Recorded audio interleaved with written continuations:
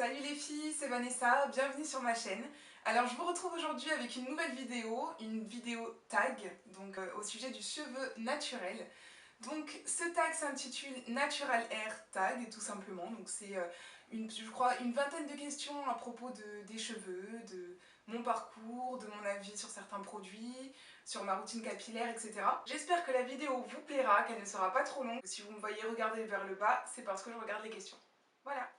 Alors, question numéro 1. Depuis combien de temps es-tu naturelle? Donc, je suis naturelle, ça va faire 5 ans, je crois. Ouais, 5 ans. J'ai commencé en fin 2010, je crois. Voilà, j'ai commencé en fin 2010. Quel est ton type de cheveux? Donc, mon type de cheveux, 4A, 4B. Donc, si vous regardez sur Google, si vous tapez 4A, 4B, vous pourrez voir à quoi ça correspond. Donc, c'est un petit peu des mini-ondulations, mais en même temps bien crépus. C'est le type, voilà, crépus mais bouclé. Quand ça passe au 4C, c'est le type crépus, mais vraiment presque sans boucle. Et 3C, quand c'est dans la catégorie 3C, 3B, 3A, c'est vraiment les cheveux bien bouclés, bien ondulés. Pourquoi as-tu commencé ton aventure capillaire? Donc j'ai commencé mon aventure capillaire tout simplement parce que je suis arrivée à un stade ou un jour où je me suis posé la question, je me suis dit mais comment sont mes cheveux en fait? Je ne savais plus comment étaient mes vrais cheveux. Donc je m'étais défrisé les cheveux, ça faisait tellement longtemps, j'ai commencé peut-être début primaire on va dire. Et en fait, donc j'enchaînais défrisage, et ensuite pour laisser reposer mes cheveux, ma mère me nattait les cheveux, donc j'alternais en fait entre ces deux solutions, et c'est vrai que voilà, je prenais pas le temps, donc je voyais pas vraiment comment étaient mes cheveux, donc je suis arrivée à cet âge-là, enfin en fin 2010, début 2011, et je me suis dit mais mince, mes cheveux ressemblent à quoi en fait? J'avais envie de découvrir mes cheveux, de renouer le lien avec eux, d'apprendre à m'en occuper, j'avais envie de... Voilà, j'avais envie de découvrir la nature de mes cheveux et puis de m'en occuper, tout simplement. Combien de temps prends-tu pour te coiffer le matin? Donc pour me coiffer le matin, je pense que je mets une éternité, si je décide de me coiffer. Donc généralement quand je décide de me coiffer, je fais un wash and go, ça me prend environ ouais, une demi-heure 40 minutes. Voilà. Après sinon si c'est un jour comme les autres, généralement je fais un bun ou un chignon, là ça me prend même pas 10 minutes, hein, je mets un coup de peigne, je mets du gel, je tire mes cheveux, je les attache et puis voilà, c'est en 5 minutes, même pas, c'est bouclé. Alors quels sont tes indispensables capillaires? Donc mes indispensables capillaires, si je pouvais être un smiley, là j'aurais des cœurs à la place des yeux parce que c'est vraiment deux produits desquels je ne peux pas me passer.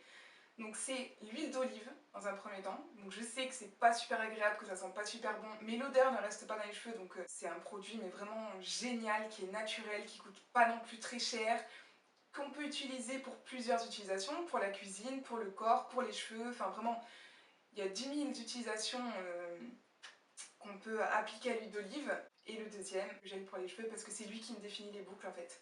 Donc je suis vraiment accro au gel. Tout ce qui est produit de définition des boucles, vraiment voilà, j'arrive pas à m'en passer parce que en fait je suis accro à la définition des boucles. Donc en ce moment j'essaye de faire des petits afros sans définition, où j'essaye de tester des produits comme je vous ai montré sur le blog dans ma petite sélection avec le Cantu Shea Butter. C'est un leave-in conditionnaire qui ne définit pas forcément les boucles, mais j'aime bien le résultat qu'il donne à mes cheveux. Et sinon, je suis une accro du définisseur de boucles, donc autant vous dire l'Eco Styler Gel et un gel que j'ai découvert il n'y a pas longtemps et dont je vais vous parler peut-être sur le blog et peut-être un tuto coiffure pour vous montrer un petit peu de quoi il s'agit. Voilà, et sinon, mes deux produits préférés, donc c'est l'huile d'olive et le gel. Et un produit définisseur de boucles en fait. Voilà, ça ce sont mes deux produits indispensables et auxquels je suis accro pour mes cheveux. À quelle fréquence hydrates-tu tes cheveux? Donc j'hydrate mes cheveux tous les jours. Quand on parle d'hydratation, enfin moi personnellement quand je parle d'hydratation, je parle d'eau, l'eau que j'apporte à mes cheveux. Donc je les hydrate tous les jours tout simplement de deux manières. De la première manière, c'est en buvant de l'eau, parce qu'on hydrate non seulement ses cheveux de l'intérieur mais aussi de l'extérieur, donc je bois de l'eau toute la journée. Et ensuite, le deuxième point, c'est que j'hydrate grâce à mon vapeau. Donc soit il va y avoir un jour où je vais faire un shampoing, soit si je ne fais pas de shampoing ce jour-là, obligatoirement je vais humidifier mes cheveux, tout simplement parce que ils sont plus malléables quand ils sont un petit peu humides, ils sont plus faciles à manier en fait, hein, tout simplement, une fois qu'on applique de l'eau dessus. Donc voilà. Sinon, dans mon vapeau, j'avais écrit sur mon blog, je mets simplement de l'eau et de l'huile d'olive, et des fois je rajoute un petit peu de leave-in, mais c'est assez rare en fait. Donc généralement c'est de l'eau et de l'huile d'olive. Ta pire mésaventure capillaire? Alors là, je ne sais pas du tout. Ah oui, peut-être. Je venais juste en fait de me faire un wash and go. C'était au début en fait quand j'essayais de me faire des wash and go et que je savais pas vraiment comment ça fonctionnait, quelle formule adapter. Je connaissais pas du tout la méthode LOC. Et donc du coup, j'ai pris donc, le Eco Styler Gel. À l'époque, je mettais le Eco Styler Gel vert. Donc c'est vraiment un très bon produit. De toute façon, je les ai presque tous testés. Donc j'ai rien à redire là-dessus. Sauf que je ne savais pas vraiment comment utiliser le gel, donc moi, voilà, je fais un wash and go, je viens de finir de faire mon shampoing, je me sèche les cheveux, j'applique mon gel, et je voulais un petit peu m'étirer les cheveux, donc je prends mon sèche-cheveux, et je commence à étirer en fait mes cheveux. Sauf que là, je me suis retrouvée, je me suis retrouvée avec, mais vraiment, mais plein d'espèces de pellicules blanches dans mes cheveux, mais partout. C'est-à-dire que quand je bougeais ma tête comme ça, il y avait des pellicules, mais partout. Genre sur mes épaules, mon t-shirt était rempli, le sol était rempli. C'était une catastrophe, mais vraiment. Ensuite, j'ai appliqué de l'eau pour essayer d'enlever cet effet de résidu blanc qui était vraiment mais partout, hein, de la racine jusqu'au point. J'en avais mais partout sur les cheveux. C'était mais horrible, une catastrophe. En plus, le pire de ça, c'est que j'avais rendez-vous juste après. J'étais pas très en avance non plus. Donc oui, c'était vraiment ma pire mésaventure capillaire, c'est-à-dire que voilà, je me suis retrouvée à devoir me refaire un shampoing, à devoir finalement me faire un chignon alors que j'avais pas du tout décidé de faire cette coiffure, donc j'étais vraiment dégoûtée. Mais bon, ça arrive. J'ai pas eu beaucoup de mésaventures capillaires, donc pour l'instant, hein, on croise les doigts parce que j'ai pas tellement envie que ça m'arrive. Mais voilà, ouais, c'était, on va dire que c'était ça ma pire mésaventure capillaire. Donc, quelle est la plus grosse bêtise que tu aies faite dans tes cheveux? Ça, je m'en rappelle pas. Je vois pas du tout quelle grosse bêtise j'aurais pu faire. J'aurais pu parler de la couleur que j'ai faite sur mes cheveux, mais ça s'est pas révélé être une bêtise puisque j'ai bien aimé le résultat et que finalement ça faisait joli et que ça m'a pas du tout abîmé les cheveux. J'avais fait un tie and dye sur les pointes, donc ça donnait un petit effet caramel, blond. Ensuite, les problèmes que tu rencontres avec tes cheveux. Donc le problème que je rencontre souvent avec mes cheveux, c'est quand j'ai envie d'avoir une belle coiffure, ou justement un beau twist out ou un beau braid out ou quoi que ce soit, que j'ai par exemple une occasion le lendemain, toujours, je ne sais pas pourquoi, quand j'ai une occasion le lendemain, je me prépare la veille, etc. Et mon twist out le lendemain est complètement raté. Alors je ne sais pas si vous, ça vous le fait, c'est peut-être comme le petit bouton qu'on a quand on va avoir un examen ou un entretien d'embauche. Donc voilà, je ne sais pas du tout, je suis en train de m'égarer comme pas possible, mais c'est pas grave, c'est pas grave. Alors, as-tu fait un big shop ou une transition? Donc moi j'ai fait une transition, tout simplement parce que j'avais une peur bleue de faire le big shop, de me retrouver avec les cheveux courts, j'avais peur que ça me plaise pas, ça plaise pas à mon copain, j'avais peur de plein de choses, donc du coup j'ai préféré faire une transition et elle a duré à peu près 1 an et demi. Donc voilà, j'ai fait cohabiter mes deux textures pendant 1 an et demi. Je faisais souvent des twist out et des braid out où j'attachais mes cheveux. Et puis voilà, ça s'est plutôt bien passé on va dire. Tous les 3 mois ou tous les 6 mois au maximum. En fait, je vois que ça leur fait du bien quand je les coupe. Les boucles se reforment, enfin, je veux dire, c'est... Voilà. Ils sont plus jolis quand je les coupe, en fait. Colores-tu tes cheveux et à quelle fréquence? En étant naturelle, j'ai coloré mes cheveux une fois. Donc c'était le tie and dye dont je vous parlais tout à l'heure. Et voilà. C'est la seule et unique fois, donc je les colore pas souvent. La prochaine question, c'est prends-tu des compléments alimentaires? Alors, j'ai testé déjà de prendre des compléments alimentaires. Je prenais de la levure de bière. Donc, c'était des cures régulières que je faisais. Donc, soit c'était des cures de 1 mois que j'ai espacées tous les 2-3 mois, je crois, je me rappelle plus trop.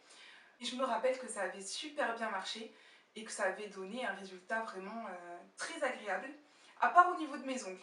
Donc si je me souviens bien, mes cheveux étaient bien denses, ils poussaient super vite. Par contre, mes ongles, une fois que j'arrêtais cette cure de levure de bière, ils se dédoublaient. Donc c'est juste le seul, on va dire, méfait que je trouvais au complément alimentaire. Es-tu une product junkie? Oui, sans hésitation, oui, oui. J'adore tester de nouveaux produits. Tout simplement parce que ça me permet de toujours améliorer ma routine et puis parce que j'aime bien tester de nouveaux produits. Vous le savez, je pense, vous voyez que je teste plusieurs produits sur le blog, etc. Il n'y a rien à dire, je suis une product junkie. Combien de temps prend un wash day? Ça peut être 5 minutes et le maximum de temps ça peut aller jusqu'à 1 heure, voire 2 heures même. On arrive à la dernière question. Si tu devais donner un conseil à une personne qui commence son aventure capillaire, quel serait-il?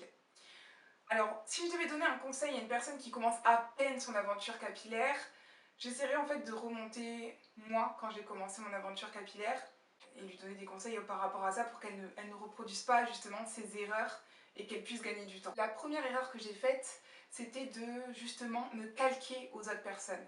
C'est-à-dire que je voyais des personnes qui avaient les mêmes cheveux que moi, j'étais vraiment trop contente, aux anges, c'est normal, et je le suis encore quand je vois des personnes qui ont les mêmes cheveux que moi, sauf que j'utilisais exactement les mêmes produits et je m'acharnais si le produit ne fonctionnait pas sur mes cheveux parce que je me disais que voilà, si ce produit fonctionne sur ses cheveux à cette fille-là qui a les mêmes cheveux que moi, forcément il devait fonctionner pour moi, alors que non, ce n'est pas du tout le cas. Prenez le temps de tester donc plusieurs produits pour voir quel produit correspond à votre texture de cheveux parce que ça peut être à peu près la même texture, mais c'est jamais exactement la même texture. Moi, par exemple, j'ai les cheveux 4A, 4B.